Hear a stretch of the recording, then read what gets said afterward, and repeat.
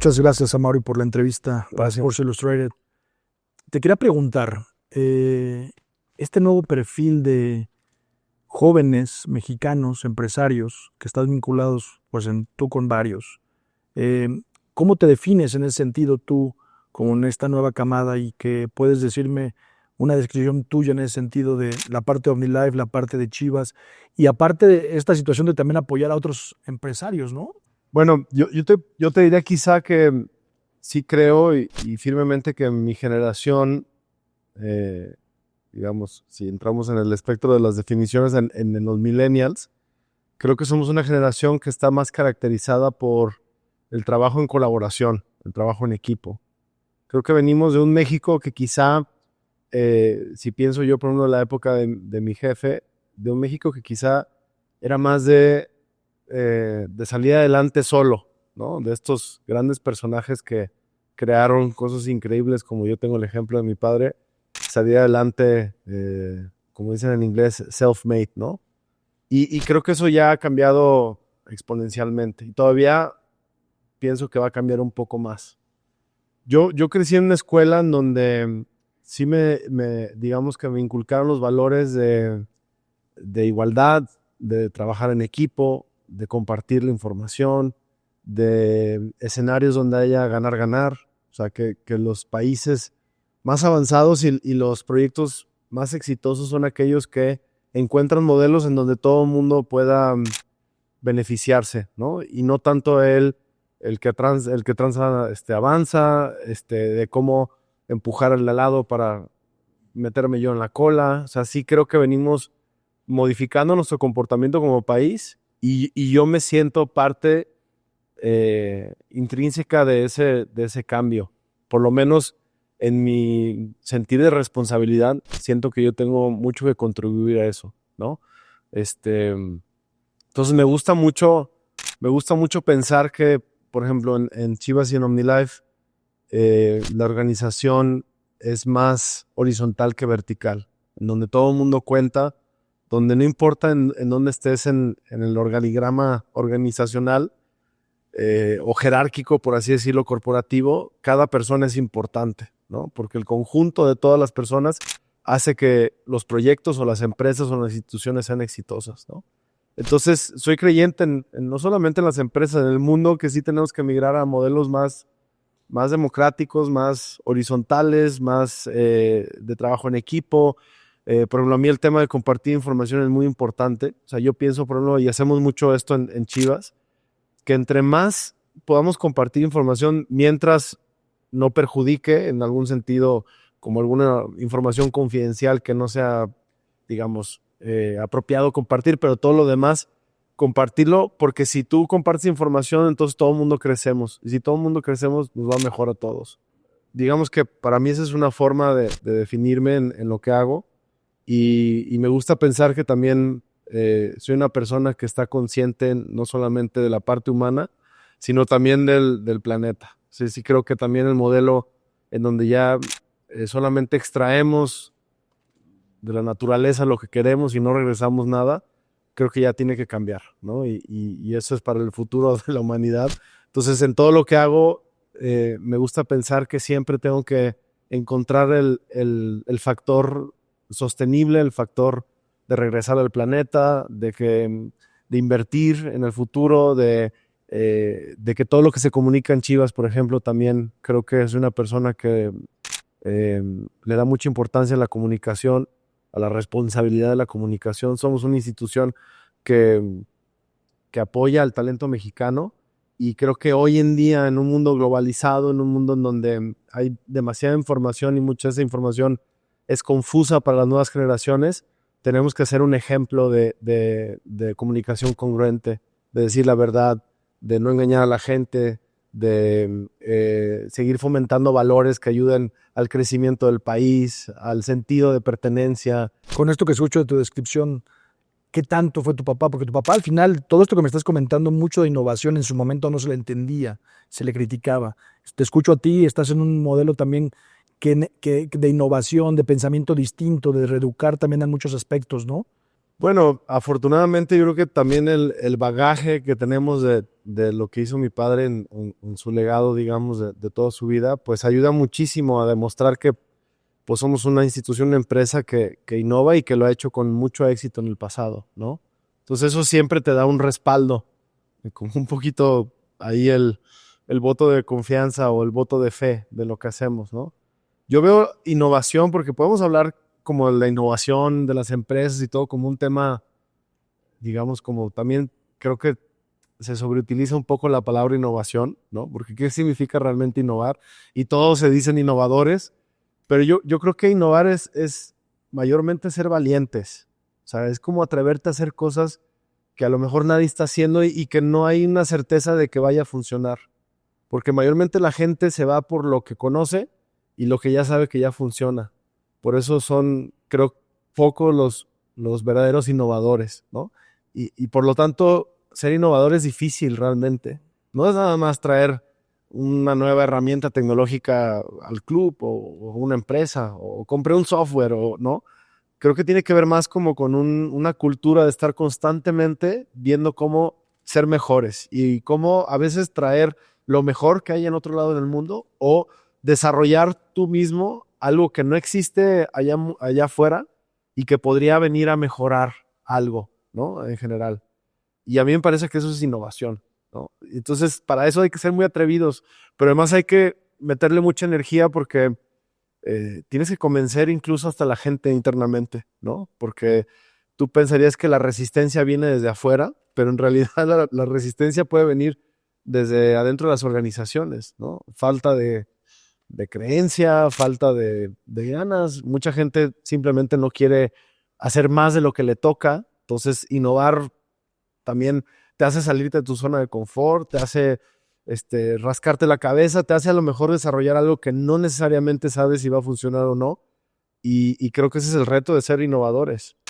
Definitivamente ese sentimiento como de estar constantemente pensando qué es el siguiente proyecto y qué vamos a hacer y cómo vamos a mejorar, eso sí, te lo digo, es muy inspirado en mi padre constantemente. O sea, hay momentos donde me encuentro pensando qué haría Jorge Vergara, qué haría mi jefe en esta situación y me llega mucha inspiración, me llega mucha creatividad e inspiración, ¿no?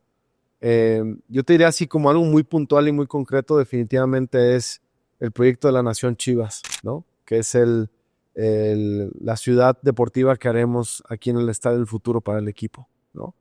Y obviamente hay muchos elementos que vienen inspirados de lo que siempre mi jefe visualizó, porque no es un proyecto nuevo, es algo que ya se había explorado. El JBC. Sí, además de JBC, ¿no? Hay varias capas porque el proyecto original era JBC, que sucedió de gran manera.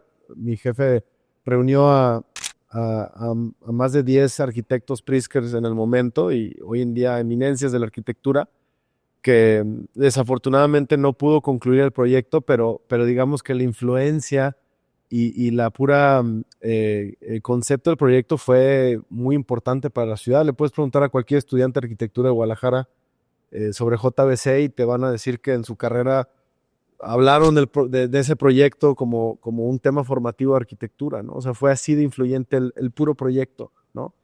Y desde que se visualizó el estadio, inmediatamente se empezó a contemplar la posibilidad del centro de alto rendimiento para el equipo y desde ahí pues ha sido como una evolución de diferentes etapas en donde se ha visualizado ese proyecto de gran manera. Y hoy en día sí te puedo decir que en los últimos 2 años retomó mucha fuerza ese proyecto. Uno por necesidad, porque la realidad es que ya no cabemos en el club y necesitamos más espacio. Pero otro es precisamente por lo que te decía, lo que te describía. Es esa visión de decir, si nuestra meta siempre es que Chivas sea el mejor equipo de México, ¿qué debería tener el mejor equipo de México, ¿no? Y por consecuencia uno de los mejores equipos del mundo.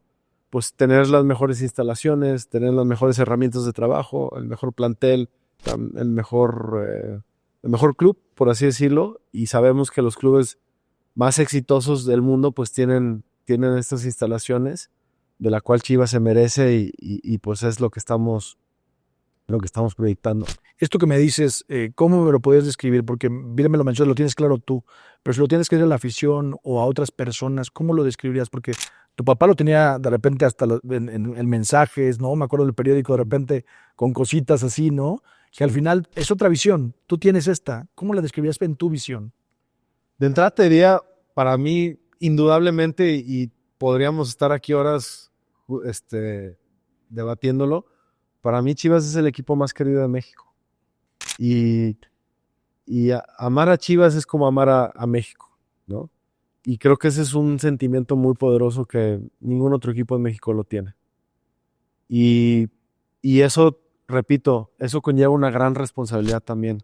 No es cualquier cosa y no lo digo solamente por alardear o por sentirme superior a nadie. Cada equipo tiene lo suyo y tiene sus méritos, pero para mí Chivas es México y amar a tu país creo que es una de las cosas más honorables que puedes tener como ser humano, ¿no? Porque amas a tu tierra, porque amas a tu familia, a tus raíces, a lo que significa tu país, a lo que tenemos como potencial los mexicanos, todo lo que somos bueno y todo lo que nos hace falta. Entonces hay un sentido constante de mejoría, en búsqueda del éxito, del reconocimiento mundial como un país maravilloso, que tenemos muchísimas cosas muy buenas y también muchas cosas que también tenemos que mejorar. A mí todo eso me entusiasma y me inspira. Y para mí eso es la esencia de lo que es Chivas, ¿no? Esta etapa tuya de Shark Tank en el sentido de empresas, estaba por ahí viendo que tienes varias posibilidades. ¿Qué es lo que ves? ¿Qué es lo que visualizas en ese sentido para tener este tipo de innovaciones o de gente que tenga también una idea y que tú seleccionas para decir, los voy a apoyar? ¿Qué es lo que ves en ese sentido con el talento mexicano? Porque va mucho de la mano, ¿no? Justo eso. Lo padre de Shark Tank es que me ha acercado al mundo de los emprendedores de México. Y lo que me he encontrado es que hay gente talentosísima, de todo tipo de habilidades y de diferentes empresas y proyectos. Y creo que eso coincide mucho con los valores de Chivas. Chivas finalmente es el equipo que más apoya al talento mexicano, sin lugar a dudas. O sea, ahí sí podrán estar de acuerdo o no de acuerdo con algunas cosas que he dicho, pero nadie puede negar que Chivas es el equipo que más apoya al talento mexicano. Entonces, me hace sentido que apoyemos proyectos que también que tengan que ver con el talento mexicano. Y más si podemos hacer cruces con lo que hacemos en el club. Entonces, Verde Compacto, que llegaron a mí a través de Shark Tank, es un gran ejemplo de poder matar dos pájaros de un tiro, ¿no? De cómo apoyamos al talento mexicano de dos chavos que están haciendo una plataforma para poder sembrar mejor y más eficiente, y desarrollando tecnología mexicana que puede llegar a tener un alcance internacional o global, y al mismo tiempo, pues, beneficiar al club. Entonces, creo que parte de los proyectos que hacemos no nomás es innovar, sino también buscar cosas que puedan palomear varios propósitos, ¿no? Seguir apoyando el talento mexicano y seguir innovando. Sinergias. Correcto. Pensando en esta ideología que tienes, porque me acabas de mencionar esto de los mexicanos, mucha gente ha criticado este tema del legado que ha sido durante muchos años, ¿no? ¿Qué piensas cuando escuchas esas críticas? ¿Qué sientes tú en ese sentido, siendo presidente de Chivas, por la tradición y el legado, ¿no? ¿Qué piensas cuando escuchas ese ¿Pero a qué te refieres? con el tema de la mexicanidad en estos tiempos? Yo creo, y lo que he encontrado, no solamente porque lo creo en mi interior, sino también porque lo he escuchado de mucha gente muy interesante en el fútbol, gente a la que admiro y a la cual a veces consulto y obtengo información interesante, es que lo que tenemos en Chivas no lo tienen muchos equipos, y eso nos hace ser únicos ante una industria que está cada vez más globalizada. Entonces, yo creo que muchos equipos en el mundo matarían por tener o invertirían muchísimo dinero si lo pudieran comprar, la tradición y digamos, el honor que tiene Chivas en el fútbol, ¿no? Y uno de ellos es el hecho de que lo que hacemos lo hacemos solamente con jugadores nacionales. Para mí el quitarle eso es como quitarle una parte esencial del equipo, ¿no? Entonces, eso por un lado. Y por otro lado es que no lo hace más fácil, lo hace más difícil. Y podría parecer como una excusa, pero no lo es. Porque es una realidad y tengo muchas formas de comprobar por qué a Chivas le cuesta más hacer lo que hace, ¿no? Le cuesta más conseguir jugadores, le cuesta más formar esos jugadores. Entonces lo fácil sería pues simplemente quitarse, digamos, ese reto de encima y convertirse como uno más y competir como uno más, ¿no? Y yo creo que esa dificultad hace que seamos mejores todavía, porque el mérito es doble. Yo sí creo que cuando gana Chivas es doble mérito, porque lo fácil quizás sería pues ir y comprar jugadores y formar digamos, una mini selección de jugadores internacionales. Pero lo difícil es formar jugadores mexicanos que quieran ser campeones.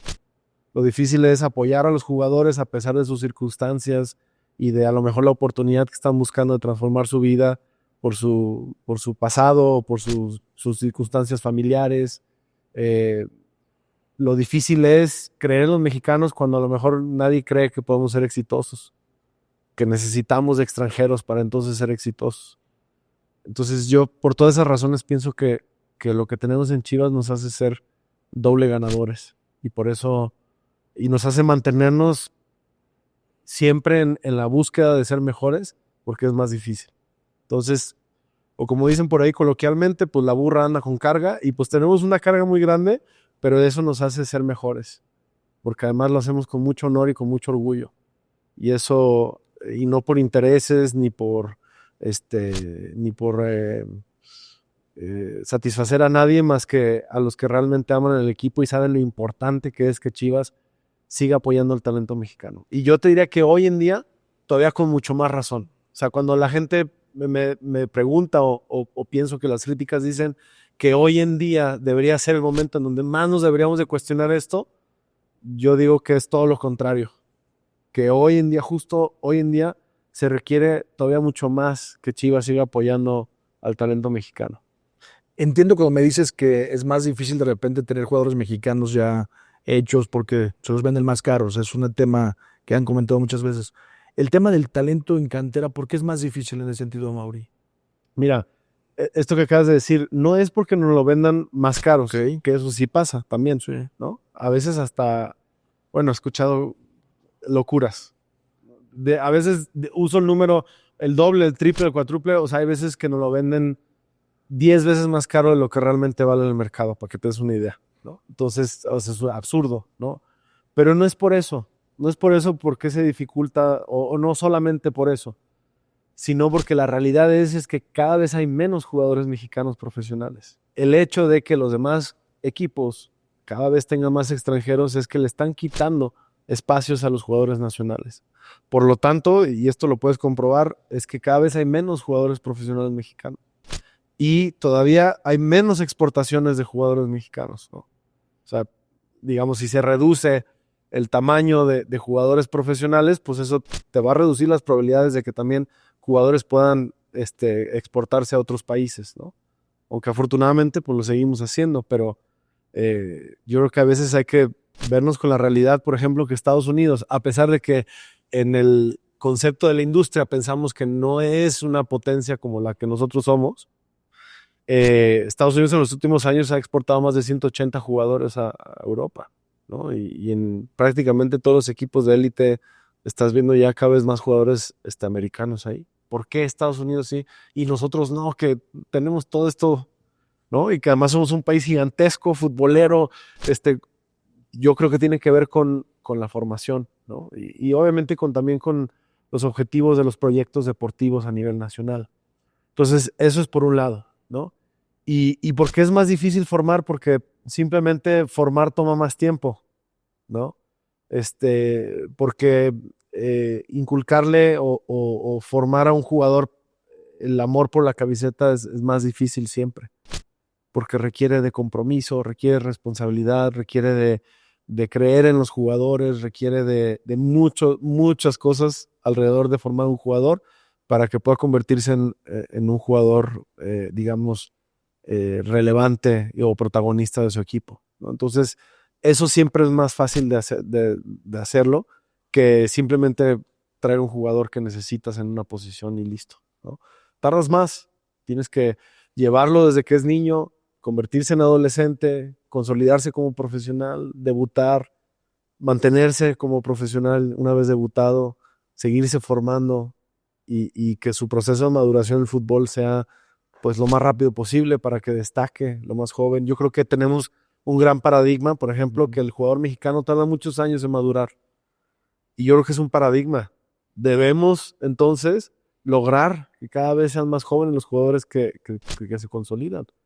Y tú me dices, oye, estás loco, Mauri. Oye, voltea a ver a Europa. Justo. Entonces hay un chico que está mal, sí. ¿no? Que está demostrando que a los 17 años pues puede ser uno de los mejores jugadores de la historia.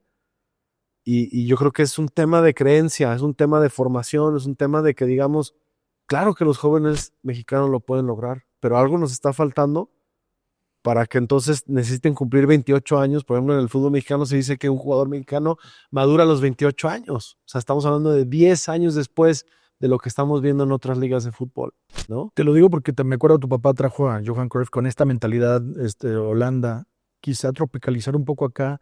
Entiendo que tú también has traído mucha mentalidad diferente, ¿no? No sé si no has encontrado esa parte en México.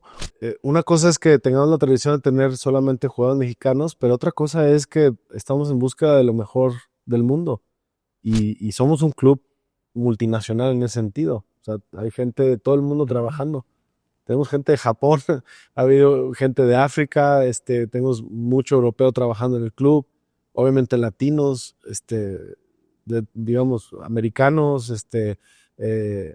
sudamericanos. Entonces, yo creo que el espíritu es cómo buscamos lo mejor de lo mejor. Y sabemos que en la industria del deporte, pues hay países que en ciertos momentos pues son líderes en la formación, en la tecnología del deporte.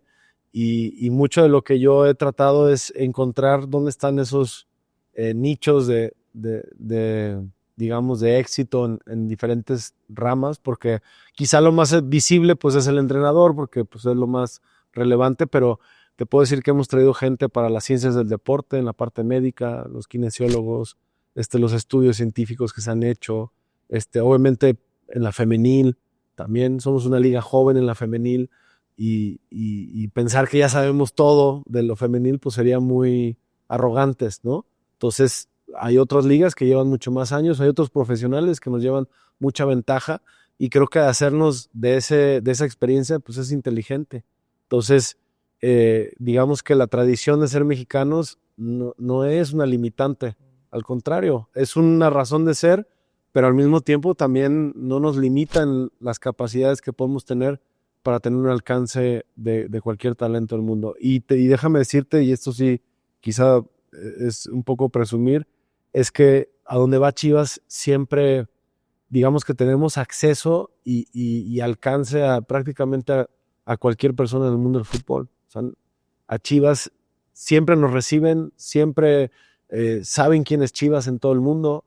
O sea, somos un equipo que goza de un prestigio a nivel mundial y eso nos abre muchas puertas, ¿no? Nos conocen y sobre todo en el fútbol élite saben quién es Chivas y por eso también ha venido la gente que ha venido porque sabe la importancia de lo que es Chivas, ¿no? Si no tuviéramos eso, sería muy difícil atraer talento.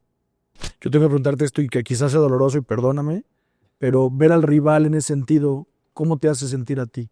O sea, los últimos años de 3 títulos y casi empatar ese récord que tienen ustedes. Al final campeonísimo fueron 4 y qué bueno que no se dio, ¿no? Pero ¿cómo te hace sentir a ti? Tetracampeón solamente hay uno y es Chivas. yo entiendo que a lo mejor la pasión nos hace pensar que hay que comparar para poder saber qué es el otro equipo del otro. Y yo creo que hay equipos que necesitan compararse para entonces definirse. Y yo creo que Chivas no necesita compararse con nadie más, porque como Chivas no hay ningún otro.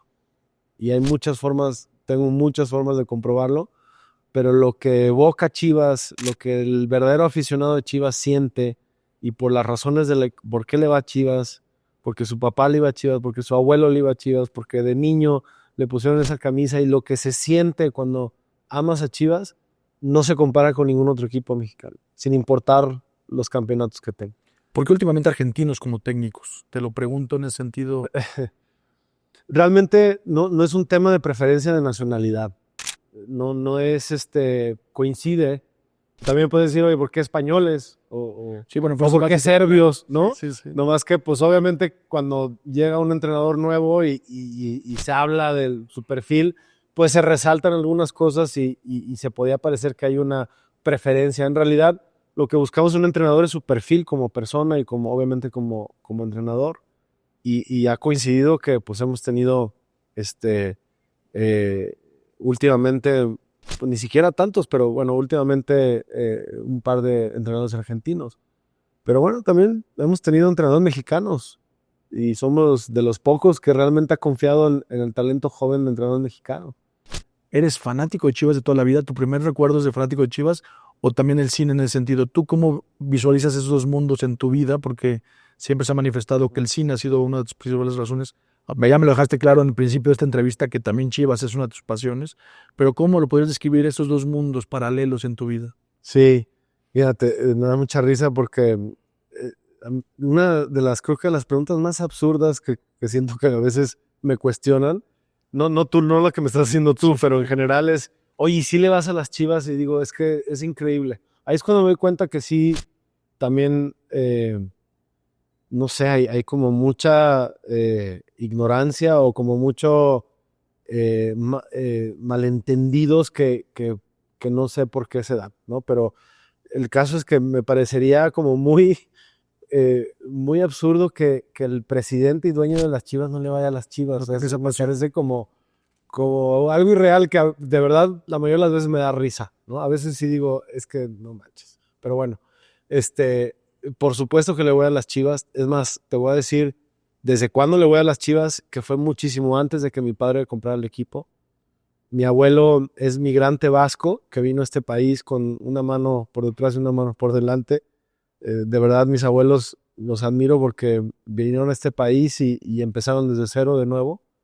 Y este país nos ha dado muchísimo. O sea, nos dio la vida a nosotros, a mi familia, cómo mis abuelos están agradecidos con esa oportunidad que les dio México en ese momento, pues hace que yo no tenga de otra más que amar a mi país por esa historia que yo tengo, ¿no?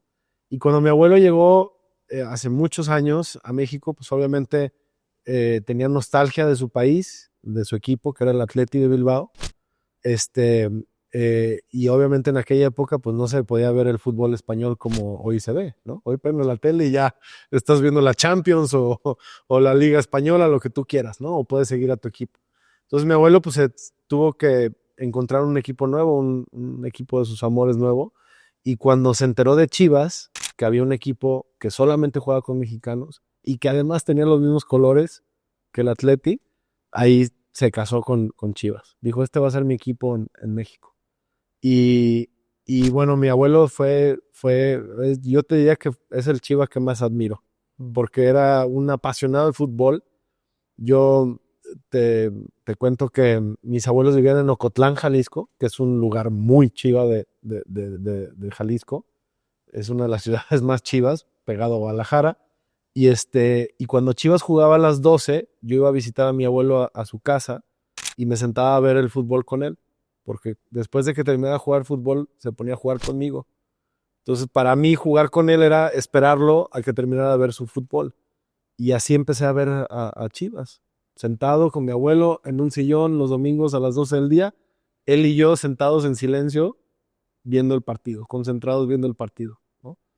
Y ahí me nació un amor por las Chivas que yo jamás en la vida, de niño, me hubiera imaginado después que yo iba a ser el presidente del club. O sea, imagínate la locura, o sea, yo estar sentado ahí, que de niño me dijeran, algún día vas a ser presidente de este equipo que estás viendo en la televisión, los domingos con tu abuelo a las 12 del día, pues es algo que hubiera sido surreal. ¿Qué edad tenías? Tenía entre de muy chiquito, 4 a 10, 11 años de edad, ¿no? Y te voy a decir otra cosa. Antes de que mi padre comprara el equipo, porque esto era bajo la gestión de la familia del Salvador Martínez, El primer partido que yo fui de fútbol de las Chivas fue la final de Toros Neza 6-1 en el Estadio Jalisco. Mi primo, que es hijo de un exjugador de las Chivas, Héctor Prieto, obviamente por ser exjugador en su casa, pues eran muy, muy aficionados al equipo, iban muy seguido al Jalisco, y mi primo, yo creo que tenía como unos, bueno, habría que hacer cálculos, ¿no? Por cuándo quedó el campeonato, pero ya estaba un poquito más grande.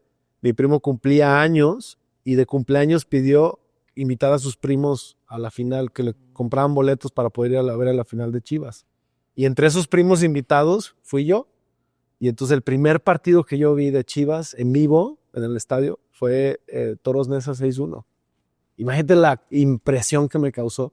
O sea, digamos que quizá yo no había entendido del todo qué significaba Chivas hasta que estuve en el Jalisco, y además me tocó ver un campeonato ahí. Y además, bueno, un marcador espectacular. O sea, quienes vieron esa final, pues fue una locura. Tantos goles y o sea, para mí fue algo que de verdad me marcó, me impactó, y además mi primera experiencia en el Jalisco. O sea, yo nunca había ido al Jalisco más que a ese partido. Había ido al 3 de marzo porque yo vivía muy cerca del 3 de marzo. Y había visto algún partido de Tecos porque me cruzaba la calle con mis amigos de la cuadra y veíamos los partidos de Tecos ahí. Pero haber ido por primera vez al Jalisco y a ver a Chivas y en una final, pues es algo que me hizo Chiva de por vida. Independientemente de que mi papá comprara el equipo, o sea, eso fue ya muchos años después. ¿Y con tu papá qué recuerdas de ese momento de Chivas, esa conexión Chiva? ¿Dónde lo recuerdas? Porque me dices tu abuelo la final, ¿y con tu papá? Mi papá siempre fue Chiva también, y me acuerdo de mi papá, sí, mi primera memoria de relación de mi papá con Chivas es que yo tenía unos tíos atlistas, porque pasa que en Guadalajara no todas las familias son perfectas, ¿no? Y tenía unos tíos atlistas, y mi papá se agarraba a carrilla con ellos. O sea, era como un tema de conversación en la mesa de la familia. Era carrilla, no sé si lo llamaría carrilla, porque es como una rivalidad, ¿cómo podemos decir? Pues, ¿no? Uno pica y el otro pica, o sea, es más que una carrilla, es una rivalidad. Entonces me acuerdo de mi papá discutiendo con mis tíos sobre Chivas y Atlas, pero muchas veces. Ese es mi primer recuerdo que yo tengo de mi papá, pues de alguna forma demostrándome qué significaba ser Chiva, en relación también en contra del Atlas. Entonces la rivalidad con el Atlas para mí es eterna, es desde niño, ¿no? Estos tíos que no sé qué les dieron, qué les dio sus mamás en la leche, que en vez de hacerse Chivas se hicieron atlistas. Pero luego entonces imagínate después cuando mi padre se convierte en dueño de las Chivas, pues esos tíos, imagínate, ¿no? ¿Te hicieron Chivas después? No, uno sí, fíjate, ¿Sí? uno sí. Tardó años, pero varios años. Yo diría que tardó como unos 15 años, pero luego eventualmente se hizo Chiva. Yo pensando mucho en el cine ahora, porque me parece que es una de las cosas que también te apasiona, ¿no? No hablas mucho de eso. Sí. No hablas mucho de eso, pero una ópera prima, si te interesaría, hiciste el documental de Chivas, ¿no? Parte de también tu gestión en ese sentido, cuando fueron campeones. ¿Algo de ese estilo también te gustaría hacer? Sí, y es correcto que digas que no hablo mucho de eso porque desafortunadamente han utilizado el hecho de que me gusta el cine como si fuera algo en mi contra, como es una de las como figura del fútbol. ¿No? No me da pena decir que me apasionan muchas cosas, y de las pasiones más grandes que tengo es el fútbol, es el cine. También me apasiona la salud. Me deberían de criticar más que me apasiona la salud, para ver si con eso la gente a lo mejor hace conciencia más de su salud, porque creo que sería bueno para todos. Pero así muy puntualmente sueño con el próximo campeonato de Chivas. Creo que lo merecemos, hemos trabajado muy duro y vamos a seguir trabajando para merecerlo todavía mucho más. Pero visualizo muchísimo el siguiente campeonato de Chivas. Para mí sería uno de los mayores logros de mi vida lograr un campeonato con Chivas. Porque quizá, obviamente, sueño con ese y el que sigue, obviamente, pero primero, o sea, mi primer campeonato como en mi gestión y con mi equipo de trabajo y con el sudor y la sangre y con las lágrimas que se han derramado para en estos años y lo difícil que ha sido para nosotros levantar al equipo después de que estuvo cerca del descenso, de llevarlo a mejores instancias y ahora ya haber disputado una final en esta etapa y pensar en ese campeonato es algo con lo que sueño todos los días. Te lo digo del corazón. Obviamente a mí me encantaría, yo creo que lo que es significativo en un equipo de fútbol yo creo que lo más difícil es ganar después de ganar.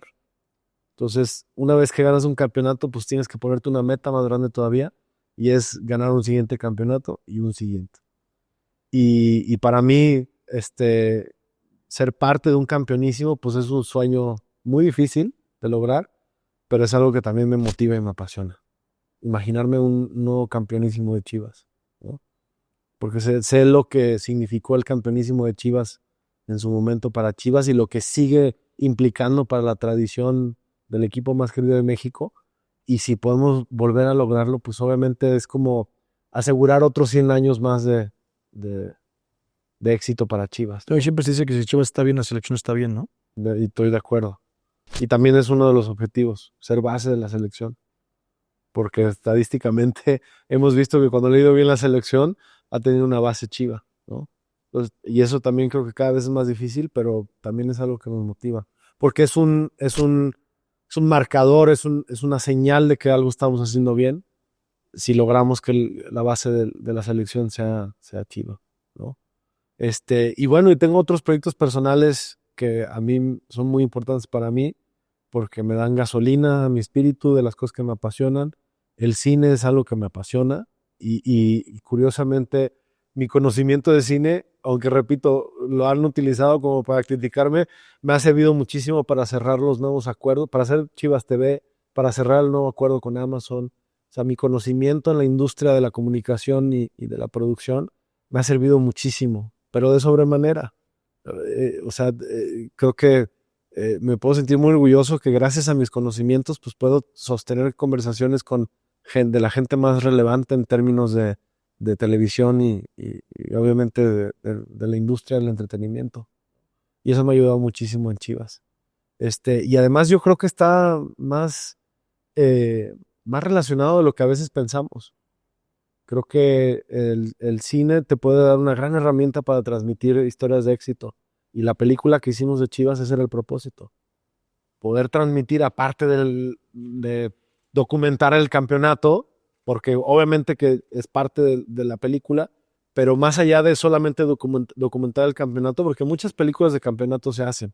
Y yo pienso que la película de Chivas es diferente porque comparte la historia de éxito de los personajes que están en el equipo, ¿no? Bueno, también la de Chicharito. O sea, que venga un equipo de los élite de Europa a escogerte, jugar tu partido de despedida, medio tiempo con tu equipo que te vio crecer y medio tiempo con el otro, y luego después ir y convertirte en uno de los mexicanos, los futbolistas más importantes de la historia del fútbol mexicano, junto con Hugo Sánchez y Rafa Márquez, en mi punto de vista, pues es una historia que a mí me inspira muchísimo, ¿no? Y ahora regresar y estar después de una maravillosa carrera por Europa, regresar a tu equipo que te vio crecer, pues también me parece una historia maravillosa. Entonces, hay muchas similitudes en el fútbol y el cine.